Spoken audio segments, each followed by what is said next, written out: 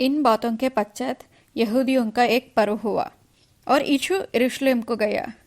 यरूशलेम में बेट फाटक के पास एक कुंड है जो इब्रानी भाषा में बेतस्दा कहलाता है। उसके 5 ओसारे हैं।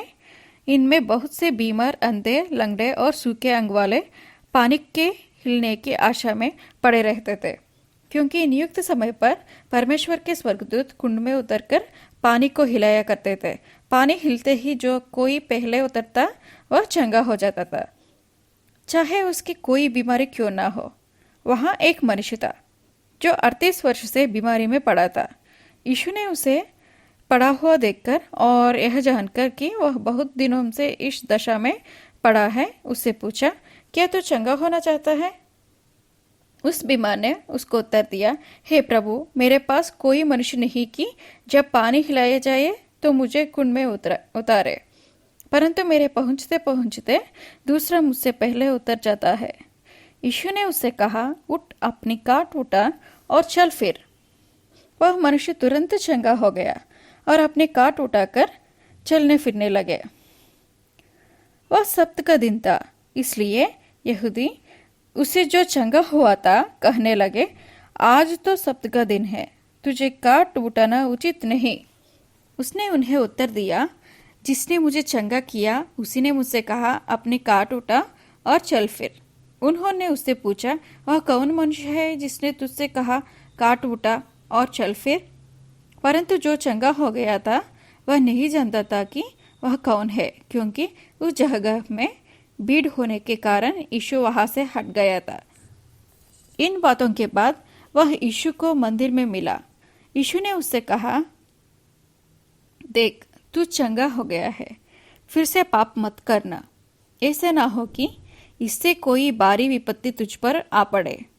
उस मनुष्य ने जाकर यहूदियों से कह दिया कि जिसने मुझे चंगा किया वह यीशु है। इस कारण यहूदी यीशु को सताने लगे, क्योंकि वह ऐसे काम सबके दिन करता था। इस पर यीशु ने उनसे कहा, मेरा पिता अब तक काम करता है और मैं भी काम करता हूँ। इस कारण यहूदी और भी अधिक उसके मार डालने का प्रयत्न करने लगे, क्योंकि वह न केवल सबके दिन की विधि को तोड़ता, परंतु परमेश्वर को अपना पिता कहकर अपने आप को परमेश्वर के तुल्य भी ठहराता था। इस पर यीशु ने उनसे कहा, मैं तुमसे सच सच कहता हूँ, पुत्र आपसे कुछ नहीं कर सकता, केवल वह जो पिता को करते देखता है, क्योंकि जिन जिन कामों को वह करता है उन्हें पुत्र भी उसी रीति से करता है, क्योंकि पिता पुत्र से प्रीति रखता है। और जो जो काम वह आप करता है वह सब उसे दिखाता है, और वह इनसे भी बड़े काम उसे दिखाएगा, ताकि तुम अचंभा करो। जैसा पिता मरे हुओं को उठाता और जिलाता है, वैसा ही पुत्र भी जिन्हें चाहता है उन्हें जिलाता है। पिता किसी का न्याय नहीं करता, परंतु न्याय करने का सब काम पुत्र को सौंप दिया है, कि सब लोग जैसे पिता का आदर करते हैं वैसा ही पुत्र का भी आदर करे। जो पुत्र का आदर नहीं करता वह पिता का जिसने उसे भेजा है आदर नहीं करता। मैं तुमसे सच सच कहता हूँ, जो मेरा वचन सुनकर मेरे भेजने वाले पर विश्वास करता है, अनंत जीवन उसका है और उस पर दंड की आज्ञा नहीं होती, परंतु वह मृत्यु से पार होकर जीवन में प्रवेश कर चुका है। मैं तुमसे सच सच कहता हूँ, वह समय आता है और अब है जिसमें मृतक परमेश्वर के पुत्र का शब्द सुनेंगे, और जो सुनेंगे वे जिएंगे, क्योंकि जिस रीति से पिता अपने आप में जीवन रखता है उसी रीति से उसने पुत्र को भी यह अधिकार दिया है कि अपने आप में जीवन रखे, वरन उसे न्याय करने का भी अधिकार दिया है, इसलिए कि वह मनुष्य का पुत्र है।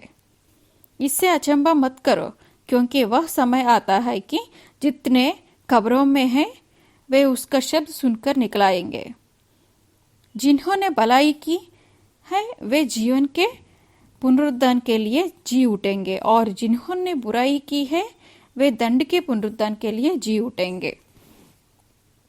मैं अपने आप से कुछ नहीं कर सकता, जैसा सुनता हूँ वैसा न्याय करता हूँ और मेरा न्याय सच्चा है, क्योंकि मैं अपनी इच्छा नहीं परंतु अपने भेजने वाले की इच्छा चाहता हूँ।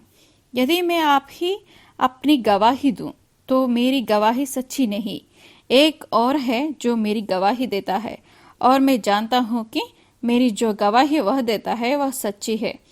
तुमने यूहन्ने से पूछवाया और उसने सच्चाई की गवाही दी है, परंतु मैं अपने विषय में मनुष्य की गवाही नहीं चाहती। तो भी मैं ये बातें इसलिए कहता हूँ कि तुम्हें उद्धार मिले। वह तो जलता और चमकता हुआ दीपक था, और तुम्हें कुछ देर तक उसकी ज्योति में मगन होना अच्छा लगा।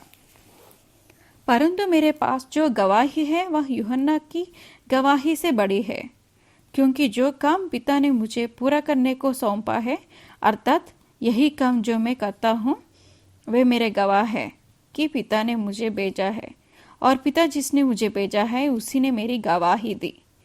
तुमने ना कभी उसका शब्द सुना और ना उसका रूप देखा है, और उसके वचन को मन में स्थिर नहीं रखते, क्योंकि जिसे उसने भेजा तुम उसका विश्वास नहीं करते।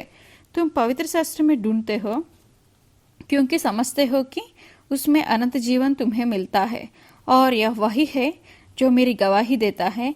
फिर भी तुम जीवन पाने के लिए मेरे पास आना नहीं चाहते। मैं मनुष्यों से आदर नहीं चाहता, परंतु मैं तुम्हें जानता हूँ कि तुम में परमेश्वर का प्रेम नहीं। मैं अपने पिता के नाम से आया हूँ और तुम मुझे ग्रहण नहीं करते। यदि अन्य कोई अपने ही नाम से आए तो उसे ग्रहण कर लोगे। तुम जो एक दूसरे से आदर चाहते हो, और वह आदर जो एकमात्र परमेश्वर की ओर से है, नहीं चाहते। किस प्रकार विश्वास कर सकते हो? यह ना समझो कि मैं पिता के सामने तुम पर दोष लगाऊंगा।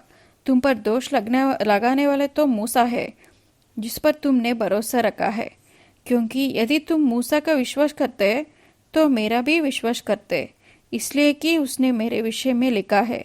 परंतु यदि तुम उसकी लिखी हुई बातों पर विश्वास नहीं करते तो मेरी बातों पर कैसे विश्वास करोगे?